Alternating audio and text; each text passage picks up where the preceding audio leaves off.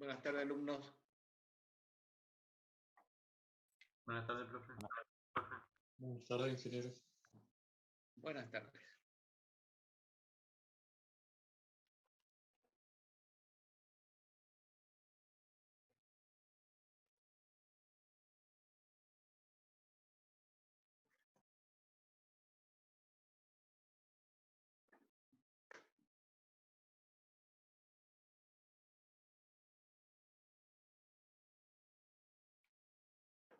Bueno, hoy vamos a ver un poquito el repaso de lo que vimos ayer. Y le voy a mostrar algo del tema de hoy.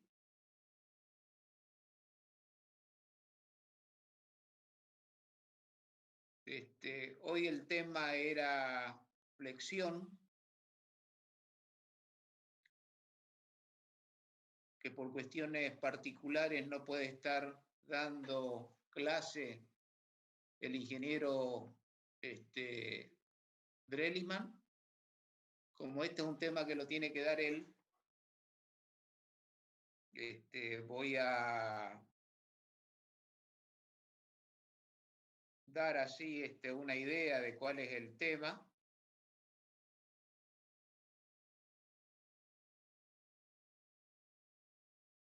Para que él pueda continuar la próxima clase.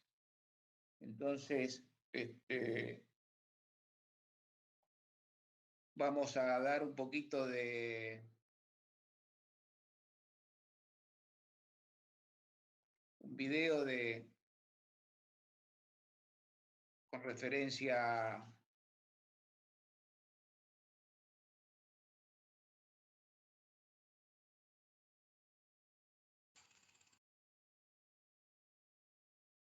a torsión y después un... Sí. ¿Alguien habló?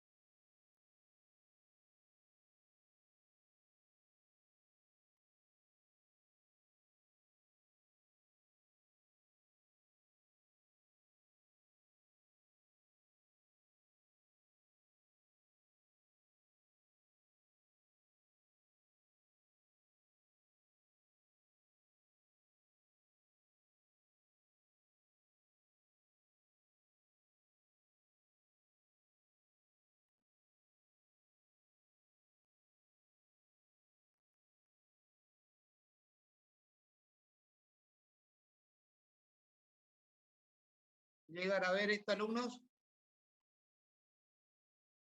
¿Llegan a ver esto? Bueno. Voy a pasarle esto entonces, sí que para que tengan una idea.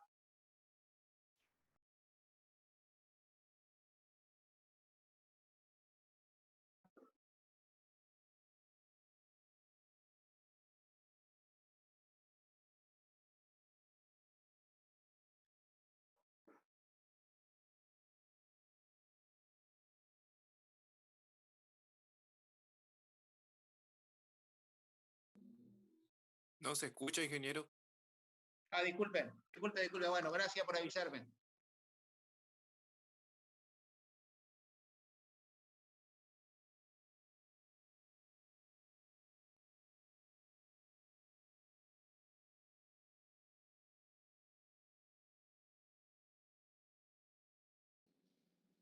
Bueno, vamos a empezar la clase de hoy explicando el asunto de ¿Se escucha? torsión. Entonces, técnicamente, Bueno, el proceso que vamos a analizar en este día tiene que ver con este efecto visual que usted ve en ciertos elementos mecánicos y estructurales cuando se someten a un tipo de carga llamada par torsional.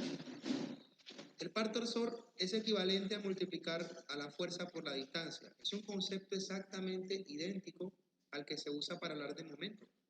Solamente que se relaciona a esa nueva connotación de torsor, par torsionante. Vamos a colocar aquí par torsor, son sinónimos. Momento torsor, o simplemente hablar de par también, son sinónimos. Única y exclusivamente cuando el momento es, de cierta manera, su vector momento es paralelo al eje longitudinal del cuerpo. Entonces, en ese caso, el efecto que se aprecia es como cuando tú intentas, exprimir un trapero, cuando estás limpiando la casa. Ese efecto torsionante para figuras circulares o figuras de elementos que no sean circulares tiene como resultado única y exclusivamente una deformación angular de sus dimensiones. O sea, no existe un alargamiento o un acortamiento del cuerpo, sino que en realidad es una deformación o una distorsión lo que sufre. ¿Hasta ahí están conmigo? Bien.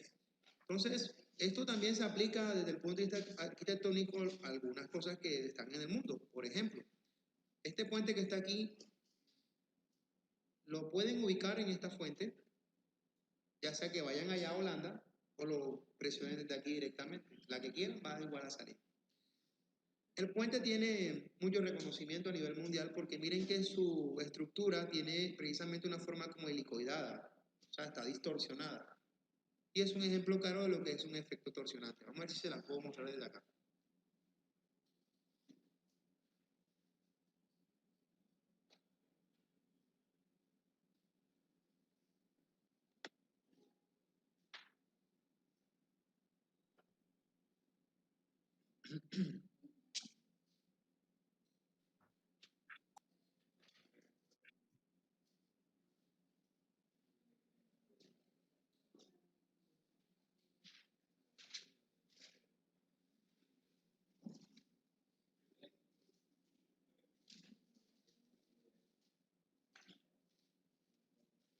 Bien. Vlaardingen es un puente que está en Holanda, como ya lo decía ahorita, Holanda del Sur, Países Bajos. Y miren cómo es la estructura. Miren que este elemento que viene por aquí, cómo recorre, ¿sí lo ven? Una forma producto de un efecto torsionante. Así es por una vista frontal. ¿Sí? Y bueno, así es por dentro como se ve. Bello, ¿verdad? Y está basado simplemente en el diseño. Estas barras se deformaron bajo ese principio de la torsión para poder tener ese acabado arquitectónico. ¿Ok? Bien. Vamos entonces a mostrarles más cosas. Esto es lo que ocurre cuando una figura de sección circular se somete a torsión, pero de una forma de operación continua. Y como que básicamente no se le presta atención. Miren que su sección original tenía este diámetro, pero en la medida que se comenzó a deformar angularmente produjo este apretón. ¿Lo ven? Evidentemente este elemento ya falló, pasó su límite elástico y lo más recomendable es cambiarlo. Lo más probable es que en uno de sus empotramientos pues se mantuvo como fijo y en uno de los otros restantes, en el otro apoyo, hubo un efecto de un par torsor que produjo precisamente ese ángulo de giro que al final del día en la sección donde más debilidad tenga el material va a producir este efecto de deformación angular. ¿Bien? Pues bueno, eso por un lado. Pero ¿quién no recuerda esto? ¿Se acuerdan cuando Falcao se reventó el ligamento cruzado anterior? Bueno, el accidente fue por lo siguiente. abogado, ¿a vos te gusta el fútbol o no? Sí, ingeniero. ¿Te habrás enterado de lo que es la rotura de ligamentos cruzados, verdad? En los futbolistas. Sí. Bueno, este es el ejemplo de cuando hay torsión en la rodilla, las consecuencias que tienen.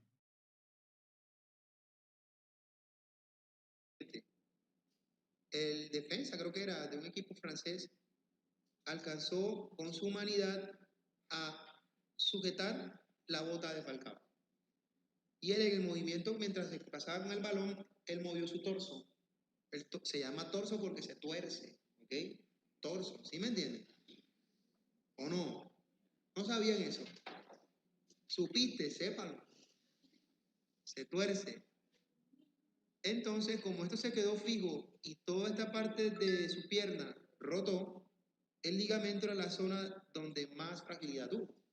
Y este es el que se partió este. ¡Pra! Y fue el accidente no sé si ustedes recuerdan, era muy pelado. Yo estaba pelado, ahora imagínense ustedes. Hace muchos años.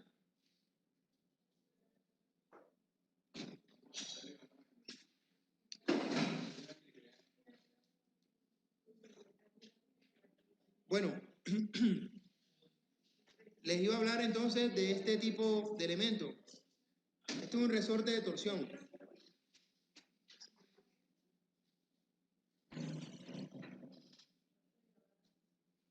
Yo lo he usado para muchos componentes mecánicos, pero tú también lo has usado si has tenido el cabello largo, cuando compras el caimancito. ¿No lo has visto? Nunca se ha desarmado un caimancito en tus manos. Bueno, el muñequito ese que hace así, ese es un resorte de torsión. ¿Sí lo ves aquí? Se le dice resorte de torsión porque la fuerza que aplicas en los extremos comparado con el brazo respecto a este eje longitudinal genera un par torsor que él acumula en forma de energía de deformación. Esa energía, producto de la variación mecánica, él la acumula aquí y luego la restituye para finalidades que tengan que ver con este tipo de aplicación. ¿Ya? Bien, eso por esa parte. Tenemos también el caso de elementos estructurales que han sido sometidos a fallas, producto precisamente de malos diseños. En este caso tenemos una columna que cuando se sometió seguramente en el empotramiento de su cimentación y arriba con una carga dinámica probablemente a un efecto torsionante, la falla miren cómo se produce. Anota eso, cuando un material cerámico falla por torsión, este va a ser el tipo. Forma como helicoidada, ¿ok? Repítame. Cuando un material frágil o cerámico, más bien frágil que es general, falla por torsión, falla o fractura, torsión, lo que tú ves, o sea, el modo de falla, como es visualmente descrito, es en forma de helicoide, como se ve aquí. ¿Ve? Aunque igual esto es concreto reforzado, mira que la parte que tiene que ver con el cerámico, sí ve cómo describe la forma. Como si fuese un paso de una escalera, de esas que usan para subir así directamente hacia arriba. Helicoidada. ¿Han visto esas escaleras? Sí, que son ahí mismo, sí.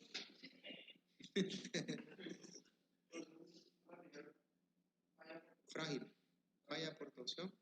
La forma de la falla visual es en forma de helicoide.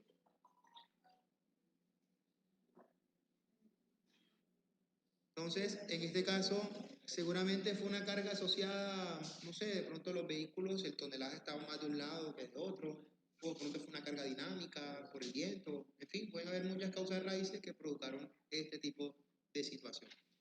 Ahora, no sé si ustedes han visto este caso en YouTube, el Tacoma Narrow. ¿Sí lo han visto? Estaban grabando así como si estuviesen grabando un puente, ¿no? Normal. Y de repente, ¡prá! Eso fracturó en vivo y en directo.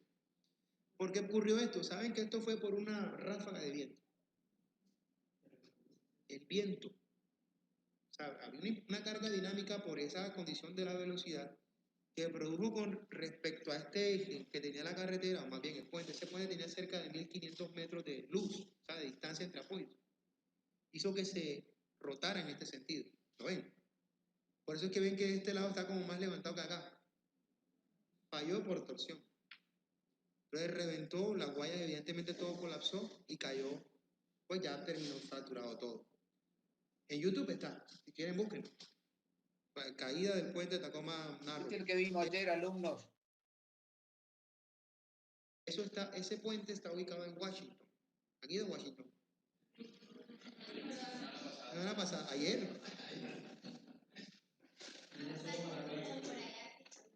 Es que me aburrí del frío, el coronavirus y tal. Listo, pero hasta ahí es claro. Listo. Ahora, ocurre que cuando tenemos entonces ya un estudio, de pronto para estos elementos que tienen secciones no circulares, se ve mucho el efecto de torsión cuando se está presentando. Pero cuando hay una barra circular, o sea, tiene una sección transversal circular, eso no es tan fácil de visualizar. Entonces aquí se hace como una idealización. Miren que este libro es este, no esto, ¿oíste? Párale bola. La fuente donde saqué esto.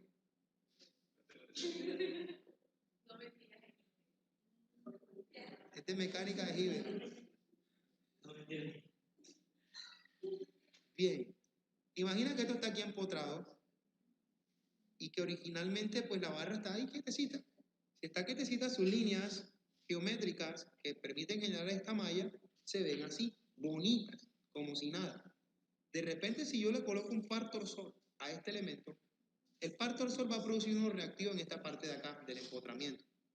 Pero las líneas van a empezar a deformarse de una manera angular.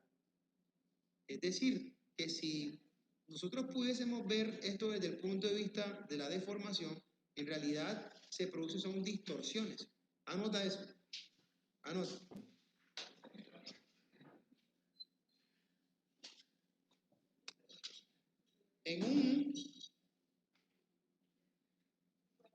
En una deformación provocada por el fenómeno de torsión,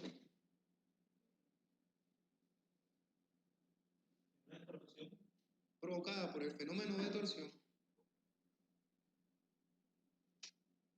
la deformación que se produce es angular. Es decir, es una distorsión. La deformación que se produce es angular. Es decir, que la línea que estaba antes recta, con respecto a este apoyo, va a tender a rotar. Si ven que aquí se forma como un ángulo de barrido. Se mueve. Y entre más lejos estés tú del punto de apoyo, más se va a mover eso. ¿Ok? Entonces, fíjense qué pasa. Como esta carga externa está paralela a la superficie, se va a producir un esfuerzo cortante. Es decir, que la torsión produce esfuerzos cortantes. Anota.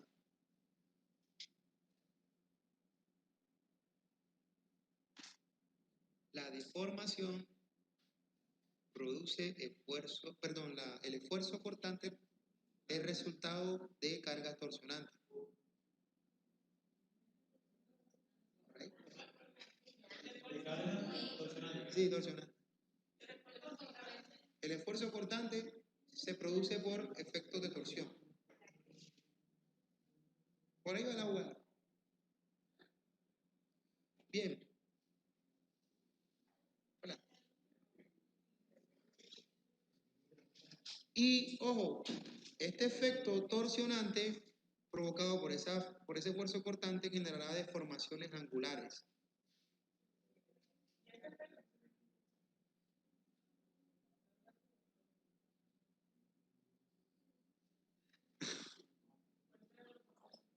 Y ese esfuerzo cortante estará relacionado a deformaciones angulares. Ojo, no está relacionado a deformaciones de acortamiento o de alargamiento. Deformaciones angulares, de distorsión. ¿Ok? Angulares. Bien.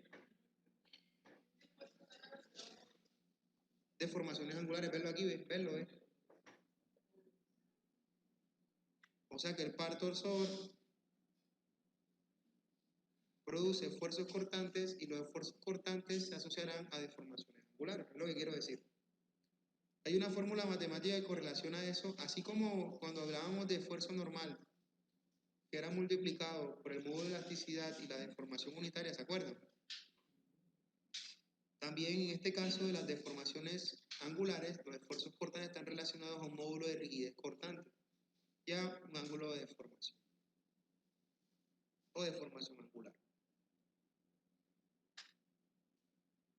Son como símiles, ¿ok? En ese caso. Listo.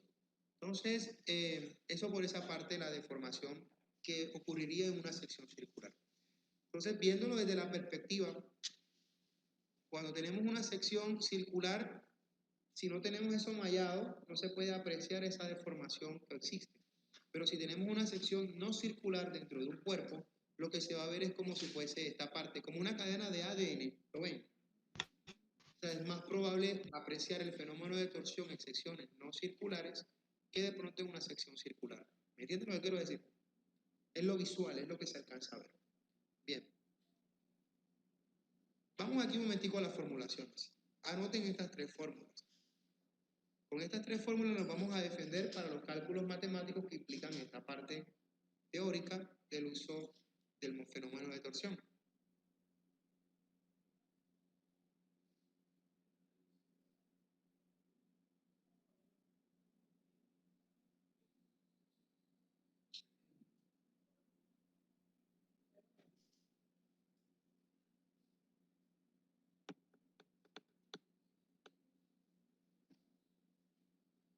Bien, voy a definir cada una de estas variables, ¿ok? Y entonces voy a escribir. No, pero lo voy a definir aquí abajo. Bueno, entonces no, espérate, ya. Voy a cruzar de brazos.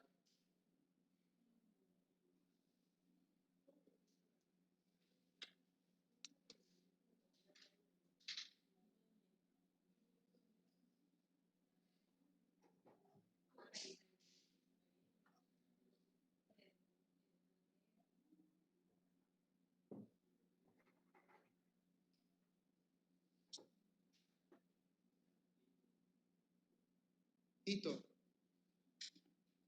¿Anotaron? Bueno, entonces ahora sí voy a copiar. ¿Qué es cada cosa? En el caso de la torsión que produce esfuerzos cortantes, tau es representado, como lo vimos en la clase pasada, como esfuerzo cortante. ¿Se acuerdan?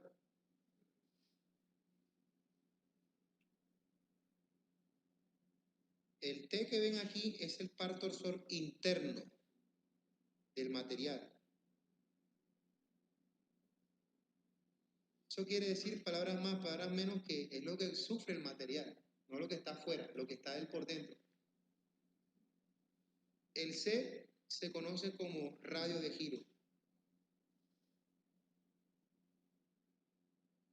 Básicamente es la distancia que hay entre el punto donde se ubica el eje longitudinal y en ese caso se representa la distancia más alejada a ese punto, como la periferia.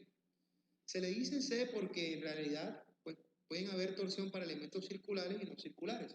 Pero si es un elemento circular es el radio del diámetro, o sea, del cuerpo que está ahí, de ese círculo. ¿Okay? O sea que si tengo diámetro lo divido entre 2. ¿Sí me entienden? Bien. Y bueno, produce esfuerzos cortantes también por el efecto de la J, que se conoce como momento polar de inercia.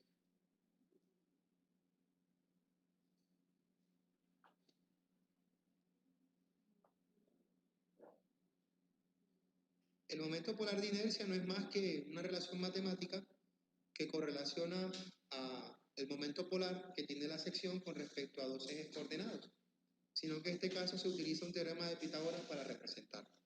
Recuerden que el momento polar o momento de inercia, ¿qué es lo que representa? ¿Quién se acuerda? O sea, físicamente, ¿qué significa? ¿La qué? ¿Quién se acuerda? ¿Qué es lo que representa el momento de inercia? ¿No se acuerda? ¿El qué? El giro, pero ¿cómo así? El momento polar de inercia es un atributo de una sección que te dice qué tan fácil o difícil es hacer rotar ese cuerpo. Entre más grande sea ese número, más difícil va a ser darle vuelta. ¿Me entiendes? Pero entre más pequeño sea, quiere decir que va a ser muy sencillo darle vuelta, hacerlo girar. Es como, por ejemplo, el que tenemos aquí en los abanicos.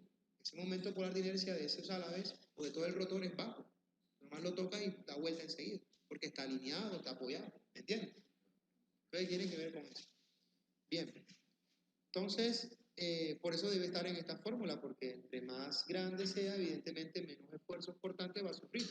Por eso es que está en la parte inferior.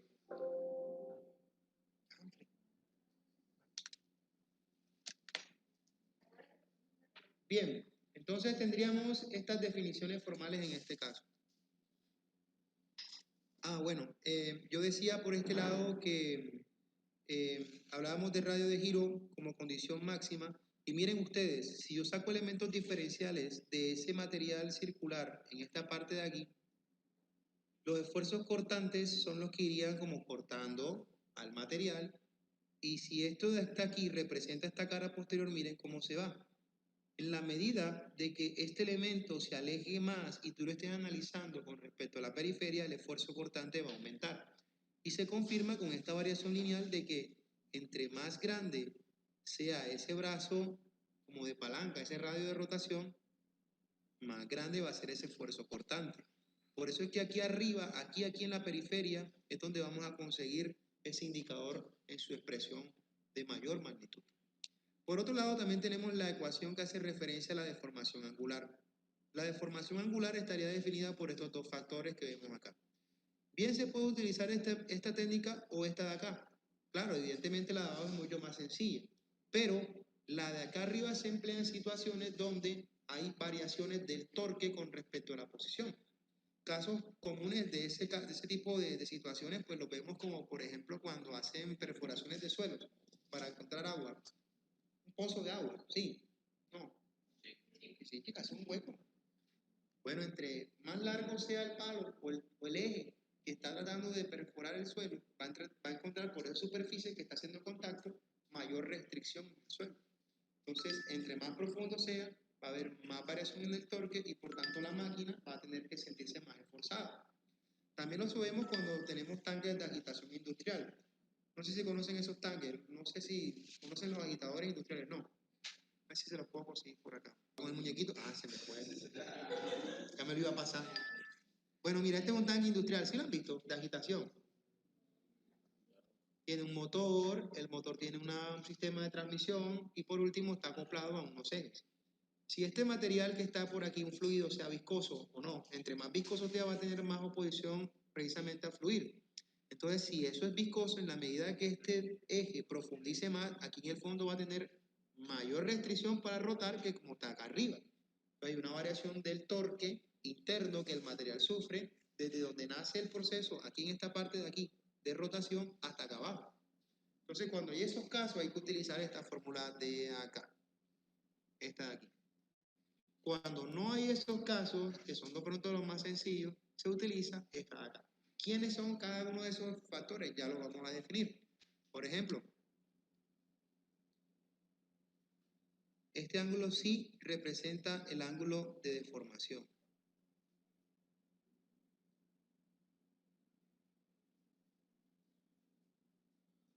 Y en ese caso, ese ángulo de deformación es este de aquí, que vemos en esta parte.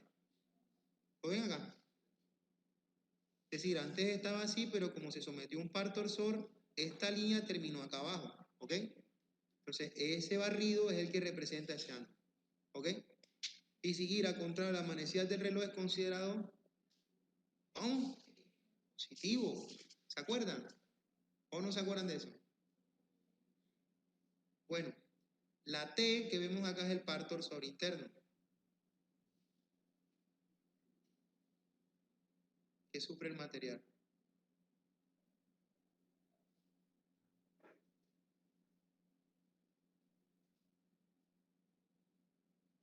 La L, por otra parte, es la longitud del cuerpo que va a ser esforzado por torsión.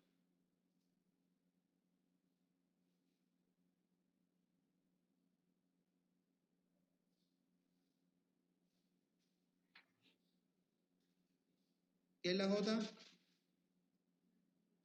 Excelente, excelente. Esos son mis estudiantes que contestan firme. Momento polar de inercia. ¿Y la G qué es lo que es? Módulo de rigidez al cortante.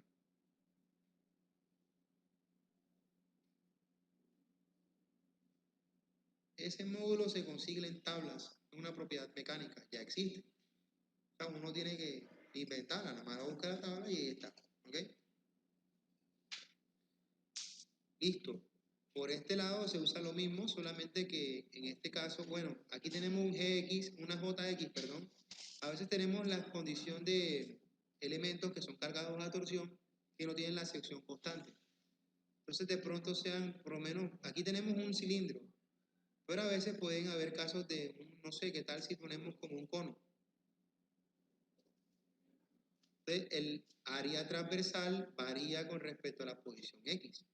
Entonces en ese caso también lo hace el momento polar de inercia. En esa situación, pues se utilizan modelos matemáticos para relacionar este caso. ¿Ok? En esa situación. Bien.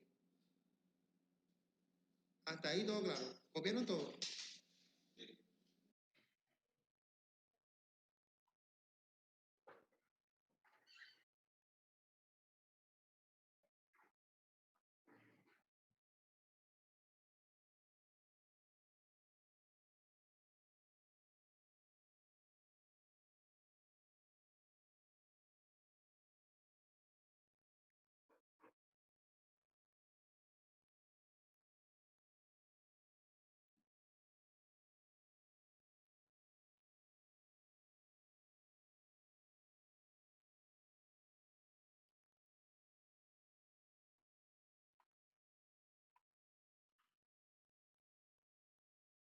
Bueno, ¿llegan a apreciar esto, alumnos?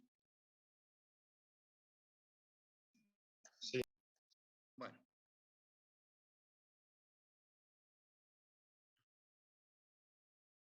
Este es el tema que hoy tenía que empezar a dar el ingeniero Drellisman. El anterior fue para que tenga una idea el tema de para terminar torsión. Y lo que vamos a dar un poco ahora, de qué se trata este tema, unos videos para que ustedes tengan. Como este es un tema muy importante y es el que se considera, generalmente se toman los ejercicios en el examen, te recomiendo que lo estudien con mucho esmero.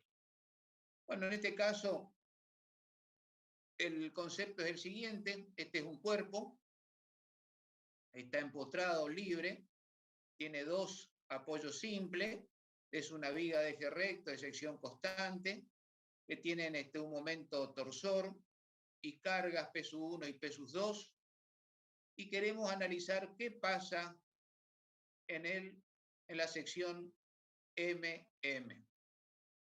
Esta sección MN es una porción y la resultante de todas las fuerzas que se encuentran a la derecha, ¿se acuerdan la definición de momento flector?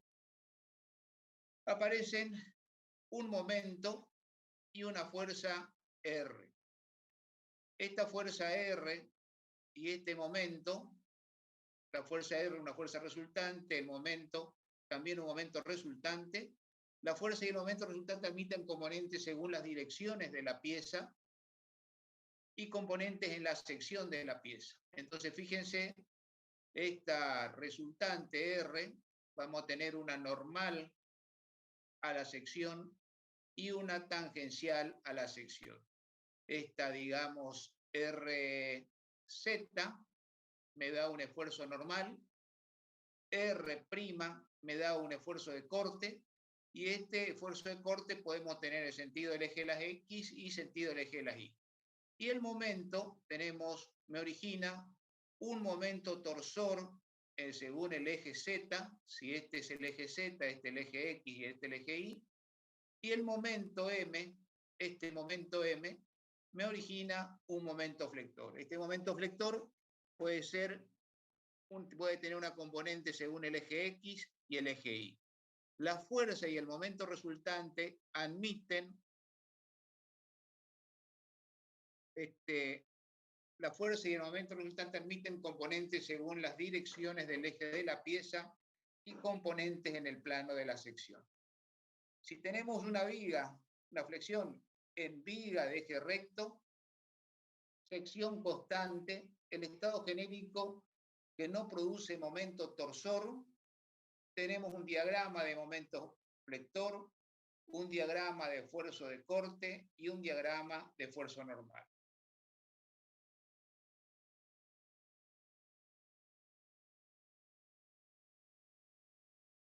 Esta viga de eje recto, en la sección MN, tenemos tensiones originadas por el momento flector, tenemos tensiones máximas y mínimas originadas por el momento flector y la variación cuando el momento es mayor que cero, cuando el momento es menor que cero. Cuando tenemos flexión pura, tenemos tensiones sigma de distintos signos, tanto en el eje X como en el eje Z. Si aplicamos el principio de superposición, aparece la flexión compuesta, que se llama flexión compuesta recta. Acá en este caso, flexión pura, recta o normal, si tomamos esta viga simplemente apoyada con dos cargas, generalmente aplicadas a una distancia A del apoyo, tenemos en la sección MN, acá tenemos flexión, pero acá no tenemos corte, únicamente en esta parte tenemos corte, por eso se denomina flexión pura o normal.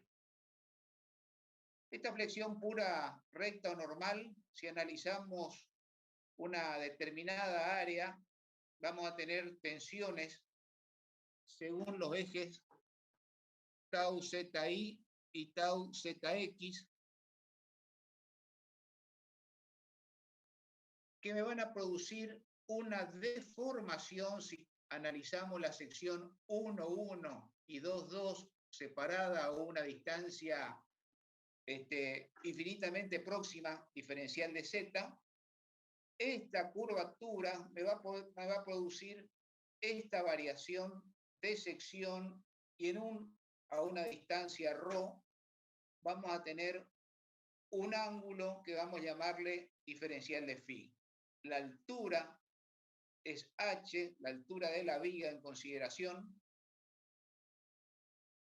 y según las hipótesis, se obtienen como hipótesis. Después de la deformación, cada sección transversal se conserva plana y normal al eje deformado, hipótesis de Bernoulli y Navier. B, en la deformación, unas fibras del sólido se acortan y otras se alargan en la parte inferior, existiendo entre ambos una capa de fibras que no sufren variación. Dicha capa se conoce como zona o capa de fibras neutras. Esto generalmente se encuentra en esta sección. Las deformaciones que se producen en la fibra están comprendidas dentro del campo de la validez de la ley de Hooke.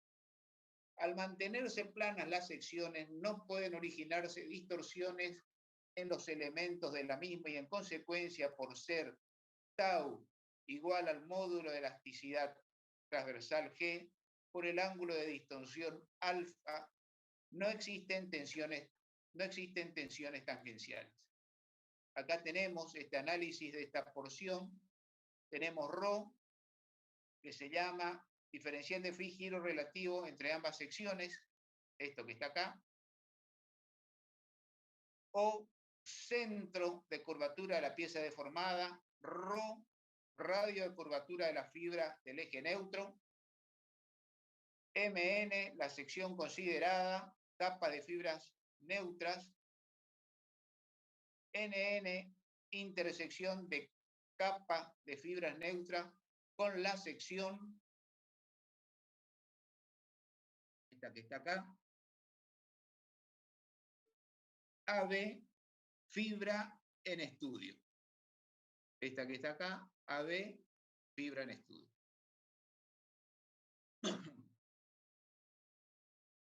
La determinación de la posición y dirección del eje neutro, sumatoria de fuerzas con respecto al eje Z, la condición del momento igual a 0 con respecto al eje Y, y por condición la sumatoria de momento con respecto al eje X igual a 0. La convención de signo, zona comprimida, signo negativo, fibras traccionada, signo positivo. Estas son las tensiones que se originan debido a, al momento que está actuando. En la parte superior se va a comprimir y en la parte inferior se va a traccionar. Esta es la ecuación de equilibrio para la flexión, ecuación fundamental de la flexión.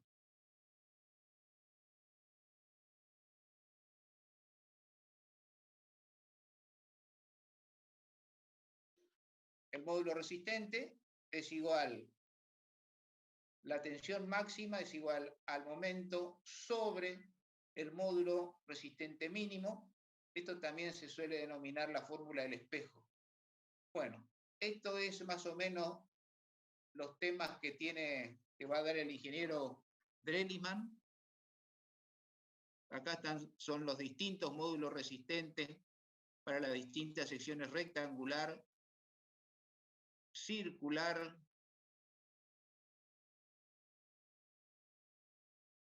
y acá tenemos flexión pura, brazo de palanca elástico. Les recomiendo que esto lo estudien.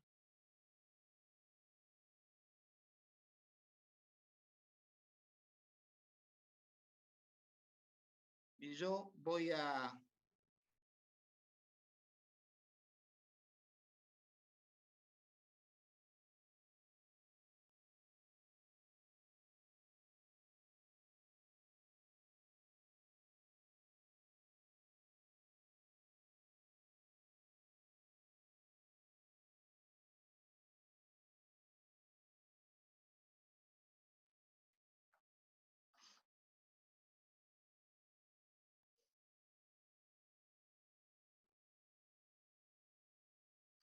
Bueno, voy a tomar asistencia, alumnos.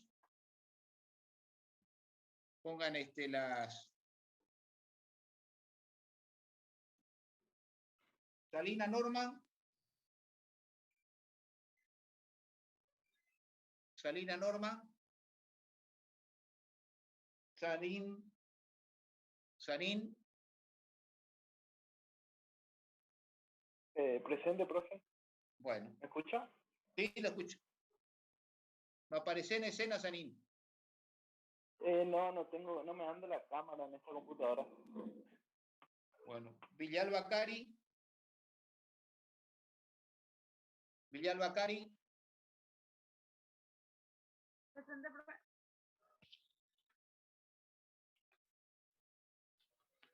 No se la ve.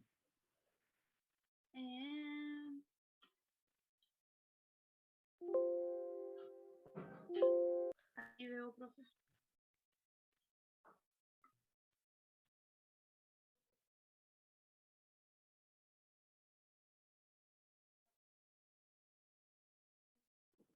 Villalba Cari, no se la ve. Ahí está, profe. No sé si me ve. Ahí está. Ahora sí, señorita. Gracias. Vargas Santiago.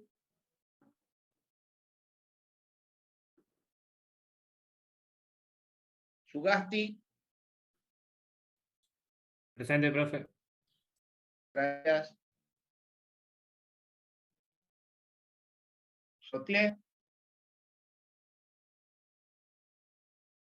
Ausente. Sosa Urquiza. Soria Camila.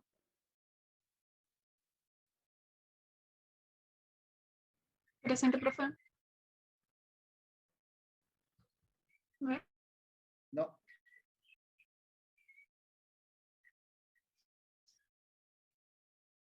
Acá me dice el ancho de banda de la red de Camila Soria es muy bajo. ¿Usted no estaba enferma? Señorita Soria. Sí, profe.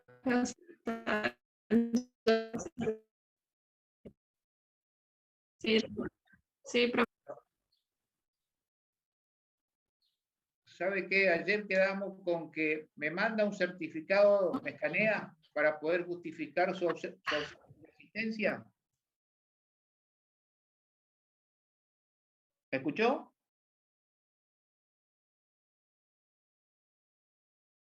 Sí, profe, ya le mandé a su correo. Ya le Bueno, mandé a su perfecto. correo. Bueno, me voy a fijar, me voy a fijar. Bueno, gracias. Ahí estamos, ahí se la ve bien. Se la ve bien. Schaffer, William.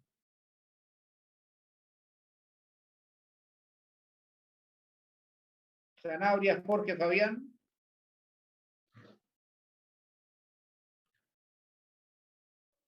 Ausente. Sanabria, Andrea.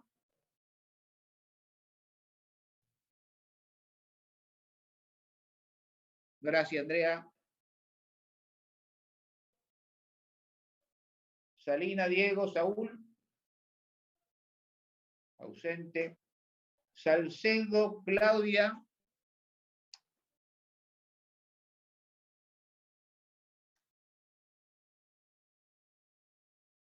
Ausente. Rolón, Joaquín. Presente, profe. Gracias. De nada.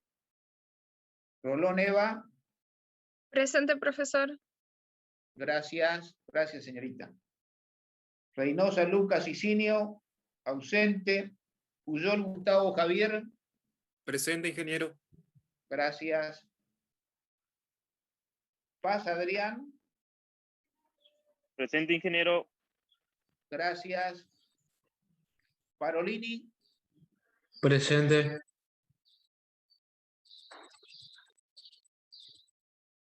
No se lo ve, Parolini. Ahí está. Gracias, Marco. De nada. Parola, Rodolfo. Presente, ingeniero. Gracias. Paredes, Milagro. Presente, ingeniero. Gracias, señorita. Otazú, Natalia.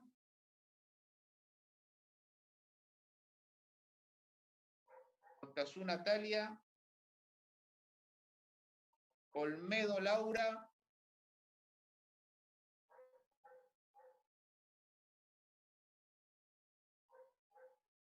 Ojeda, Carlos. Presente, ingeniero. Gracias. Núñez, Rubén Darío. Presente, profesor. Gracias, Rubén. Mesa, Mario.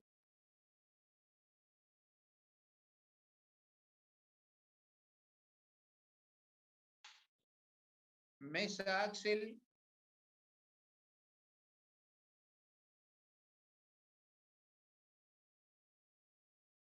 Mesa, Alexis. Presente, profesor. Gracias. Medina, Daniela. Presente, profe. Gracias, Daniela. Lescano, Agustina. Presente, profe. Gracias, señorita. Lesme. Presente, profe. Gracias, señorita. Agustina. Cogut. Presente. Cogut. Presente. Gracias. Cara, Cristina, Florencia.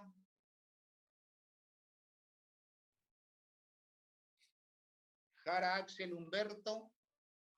Presente, profe. Gracias, Axel. Izquierdo, Darío, Ezequiel. Presente, ingeniero. Gracias. Sí, lo veo. Iguri, Carlos. Presente, ingeniero Iguri. Gracias. González, María Florencia. Presente, profesor. No se la ve, señorita.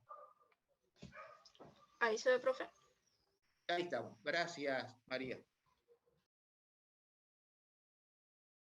González Javier. Presente, profe. Gracias, González. Gómez Clotilde. Presente, profe.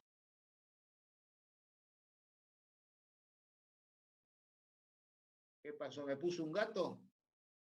No, es mío ese, profe. Ah, bueno. Bueno, gracias, Clotilde. Nada, profe. Godoy Llano. Galarza Francisco. Presente, ingeniero. Gracias. Flor Sandro. Presente, profe. Gracias, Sandro. Fernández Fabricio. Presente, ingeniero. Gracias, Fernández. Duisit.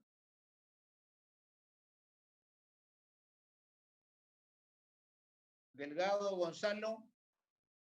Presente, profe. Gracias.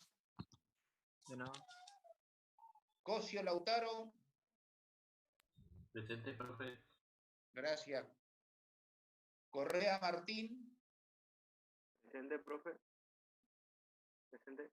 Gracias. Caivano. Presente, ingeniero. ¿Me escucha? Estamos. Gracias, Rodrigo. Cáceres Ayton. Presente, señor. Gracias. Cabana Luis Silvestre. Presente, profe. Gracias. Bogado Tatiana. Presente, profesor. Gracias. Gracias, Tatiana. Bogado José Domingo. Presente, ingeniero. Gracias. Benítez Carmina. Presente, profe. Gracias, señorita. Barrios Silvina. Presente, profe. Gracias, señorita. Argañarás Bricia. Presente, profe. ¿Me ve? Sí, la veo. Perfecto.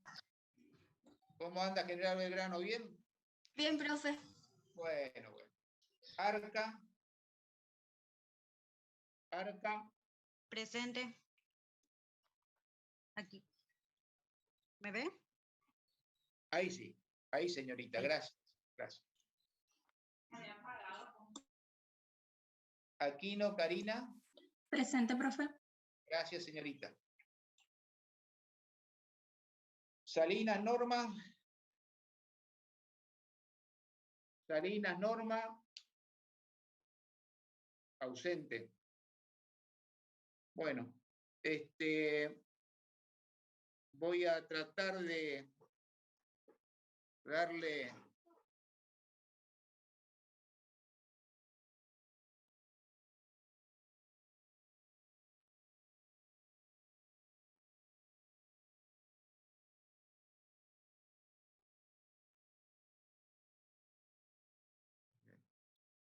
me esperen un momentito que voy a tratar de buscar unas cosas para ustedes.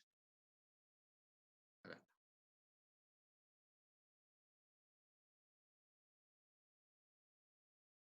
Le voy a dar este concepto.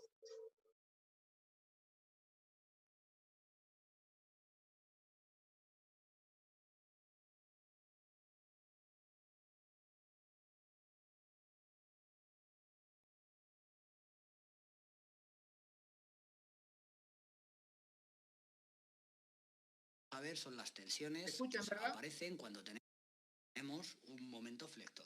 Sí, ¿No? se escucha. Tensión pura porque únicamente vamos a trabajar con un momento flector. No hay axil y no hay cortante asociado, solamente el momento flector. Bueno, este es un ejemplo de un caso en el cual puede aparecer flexión pura, que tenemos una pieza prismática, una viga sometida a unas cargas que están actuando en dirección vertical, en este caso. Tenemos dos cargas P. Este es un estado que llamamos flexión en 4 puntos. Si dibujamos el diagrama de cortantes, vemos que tenemos un cortante en la izquierda, tenemos otro cortante en la derecha, pero justo en el centro no hay cortante. Y justo en el centro, además, es donde tenemos el valor máximo del momento flector. Bueno, pues justo en esta zona central tenemos un estado de flexión pura. El único esfuerzo interno que tenemos es el momento flector. Vamos a ver qué tensiones aparecerían en este caso. Entonces, como flexión pura, consideramos que únicamente hay momento flector, pero naturalmente vamos a suponer que puede haber un momento alrededor del eje X y otro momento alrededor del eje Y. Entonces, ¿qué tipo de tensiones van a aparecer en este caso?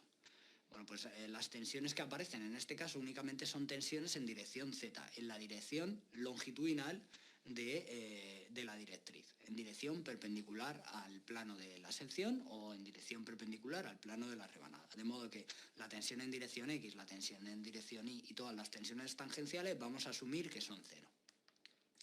Bueno, ¿y qué forma van a tener estas tensiones en dirección Z? Bueno, pues van a depender del plano XY. Van a depender de las coordenadas X y de la coordenada Y. En cada uno de los puntos de la sección podemos tener un valor distinto de la tensión.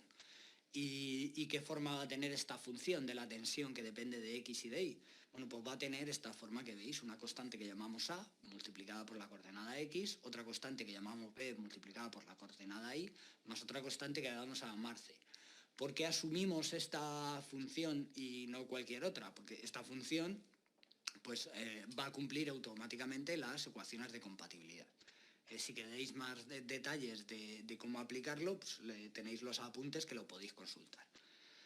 Bueno, si asumimos que no hay esfuerzo axial, lo que tiene que ocurrir es que si integramos el valor de la tensión en dirección Z en toda la sección, ese valor tiene que ser igual a 0.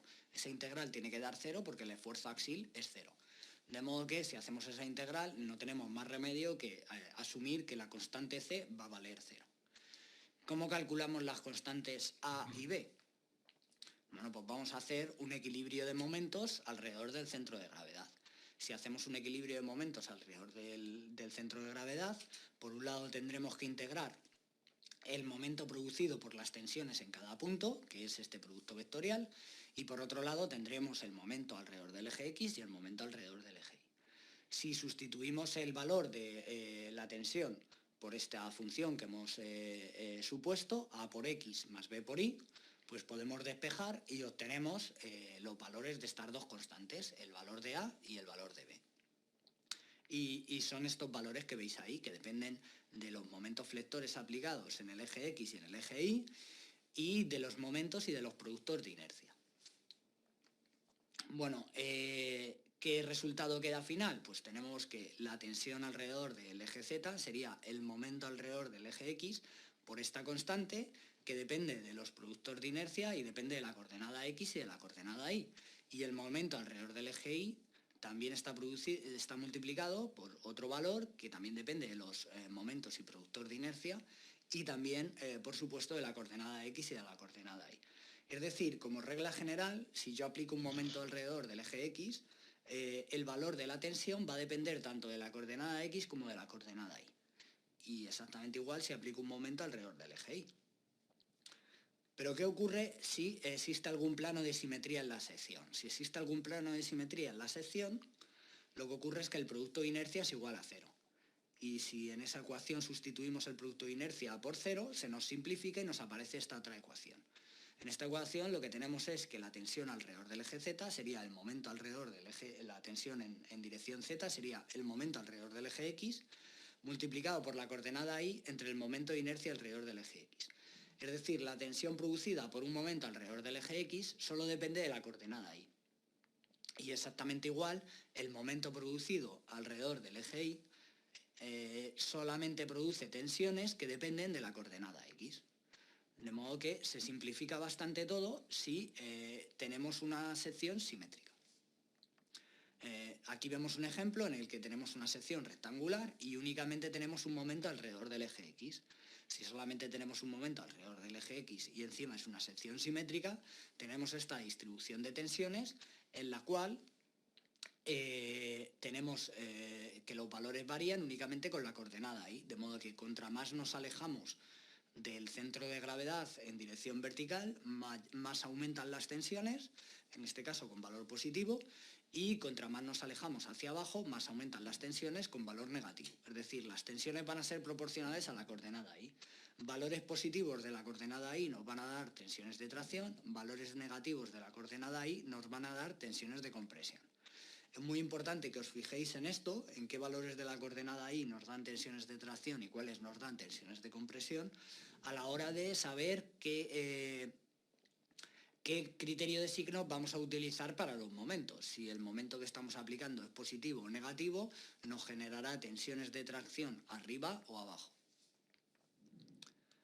Bueno, esa distribución de tensiones en las que tenemos más tensiones arriba o abajo y esta ecuación en la que vemos que por lo que estamos dividiendo es por el momento de inercia, hace que normalmente las vigas que utilizamos que vayan a trabajar a flexión tengan esta pinta, tengan esta forma de I, porque utilizamos más material arriba y abajo, que es donde tenemos más tensiones, y además ese más material que utilizamos arriba y abajo hace que aumente el valor del momento de inercia, con lo cual disminuye el valor de las tensiones. Esa es la razón, con esta ecuación se puede explicar la razón por qué utilizamos este tipo de vigas, esta geometría de sección en las vigas que trabajan a flexión.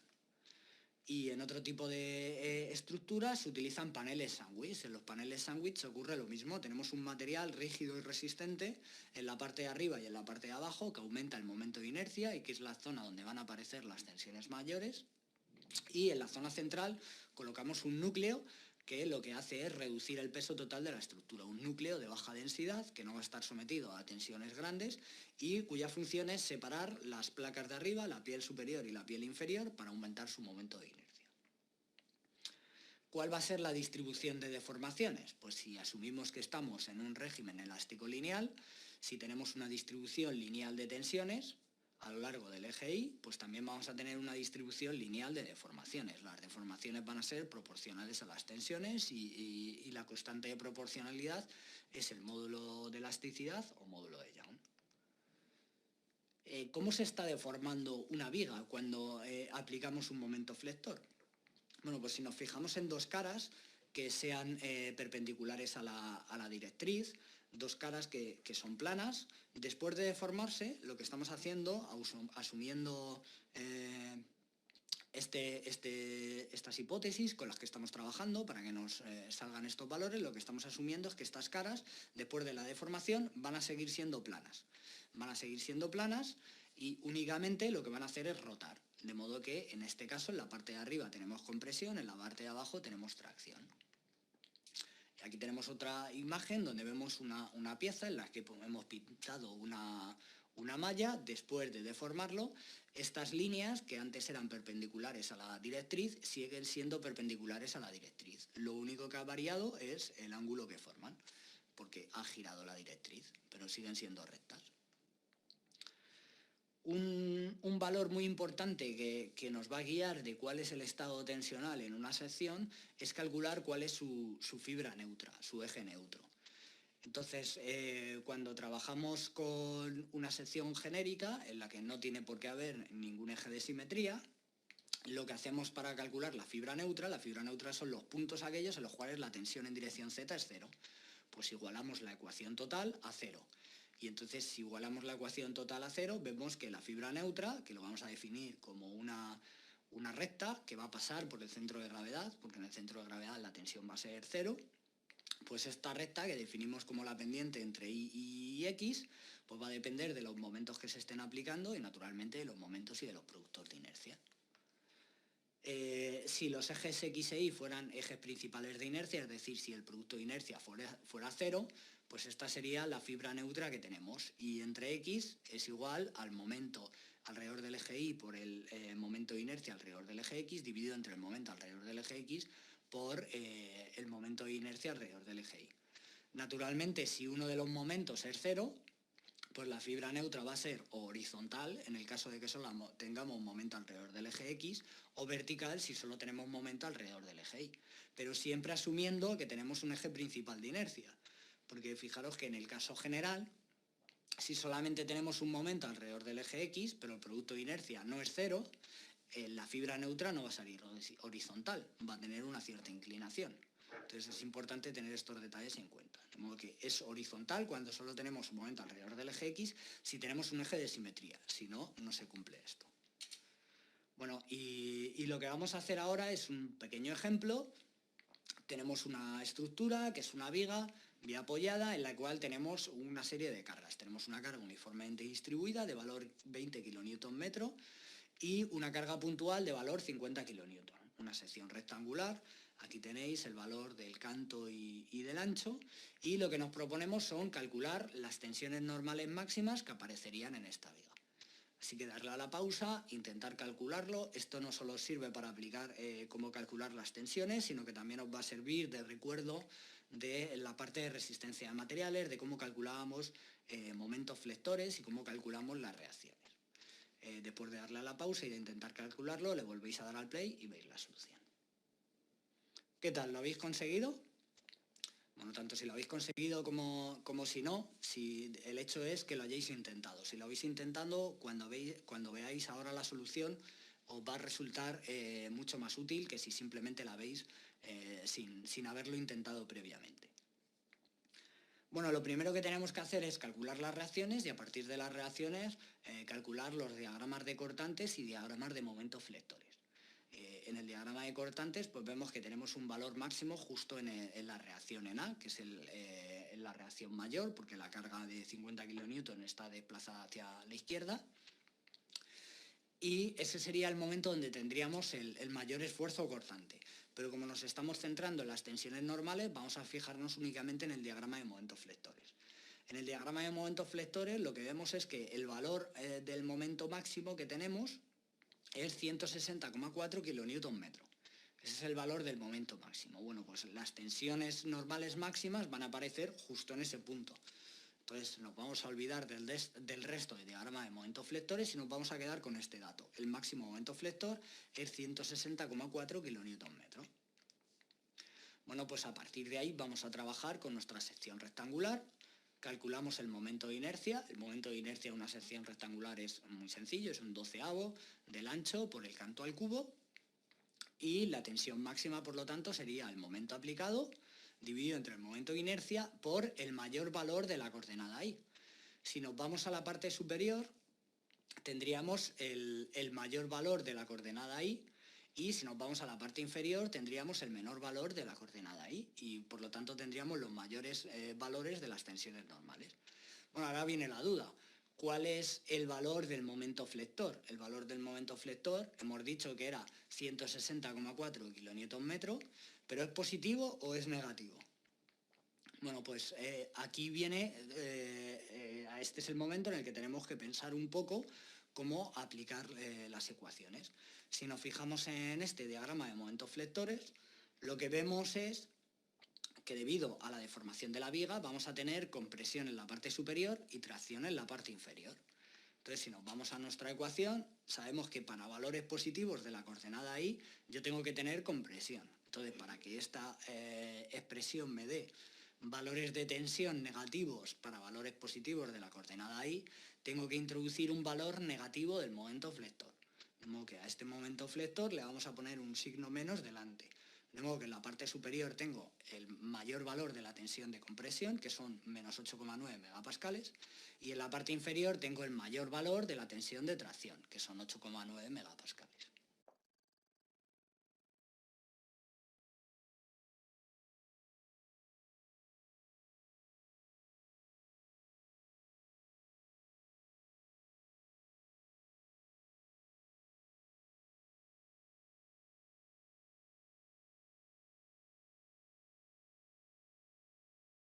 Es ni más ni menos que un esfuerzo axial combinado con un momento flector. Entonces las tensiones normales serán la suma de las que tenemos con el esfuerzo axial más la suma de las que tenemos con el momento flector. Bueno. Profe, disculpe un ratito.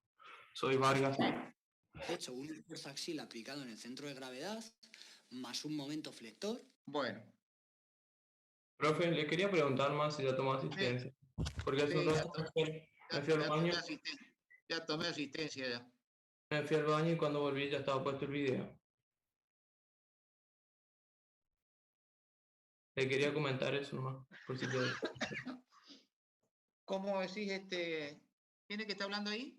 Vargas soy. Que me fui al baño hace un rato y escuché que estaban nombrando a mis compañeros, pero cuando volví ya estaba puesto el video y no quise interrumpir. Bueno,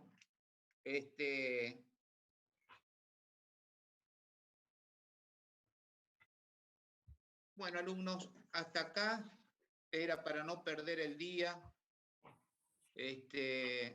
Traté de, ya con mejor precisión, con más amplitud, le va a repetir el tema el ingeniero Drellisman. Como le dije, por una cuestión particular no pudo estar hoy. Me pidió que le dé algo con respecto a flexión. Esto está todo en la plataforma y sería muy importante que ustedes empiecen, es decir, que después de la clase que tengamos, entren y estudien, lo pueden bajar directamente de ahí de la plataforma para poder ampliar los conocimientos. Lo que trato de hacer con estos videos es de ampliarle el criterio, tomando de algunos lugares, de algunas universidades de acá de Sudamérica y otra de España, para que ustedes tengan un concepto más amplio de los temas que damos. Bueno, nada más por hoy y nos encontramos. Sí. Vargas, soy de vuelta. Le quería preguntar algo nomás. En la plataforma hay 2 entregas del trabajo práctico número 4. ¿En cualquiera nomás mandamos? Bueno, me voy a fijar eso, me voy a fijar. Hay tiempo hasta el día 30, así que fíjense bien, lo corrijo, me voy a fijar porque eso cargué esta mañana. Fíjense nomás la fecha, Sí, 30 a las 23:55 dice. 55, exactamente. Para no tener que eso es lo que necesito que lean. 23:30, perdón, profe. Sí, está. Bueno, buen fin de semana, alumnos, y a cuidarse. Hasta luego. Hasta luego. Hasta luego. Hasta luego, profe.